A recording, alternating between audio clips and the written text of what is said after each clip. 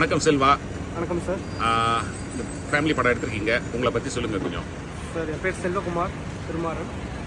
இது முன்னாடி ரெக்கையில் ஒர்க் பண்ணியிருக்கேன், அப்புறம் ருத்ரனில் ஸ்டோரி ரைட்டராக ஒர்க் பண்ணியிருக்கேன். இப்போ இதனுடைய முதல் படம், ஃபேமிலி படம், ஒரு ஃபீல் குட்டான ஒரு படம் ரிலீஸ் ஆக போகுது.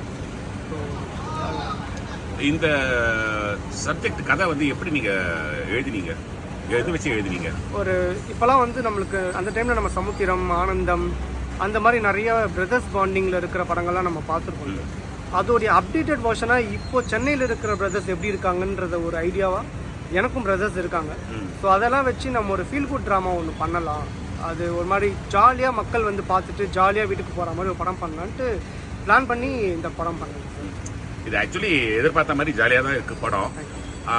நான் எனக்கு ஃபீல் பண்ணது நான் சொல்கிறேன். அந்த ஃபைட்டு சீன் வந்து செகண்ட் ஃபைட் சீன் அது வந்து கொஞ்சம் லென்த்தியாக இருக்காது. ஏன் அதை வச்சிங்க அந்த சீனை? சார் அதான் சார், இப்போது அவங்களுக்குள்ள ஒரு சண்டை வரும் சார். அந்த பிரதர்ஸ் அண்ட் ஃபேமிலிக்குள்ளே ஒரு சண்டை வந்து அந்த பையன் வீட்டிலேருந்து கோச்சிட்டு போயிடுவான்.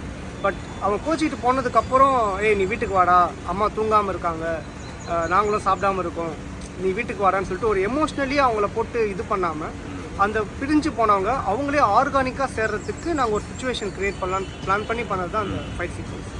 அப்புறம் அந்த செட்டில்மெண்ட் டைலாக் எப்படி எழுதுனீங்க அது?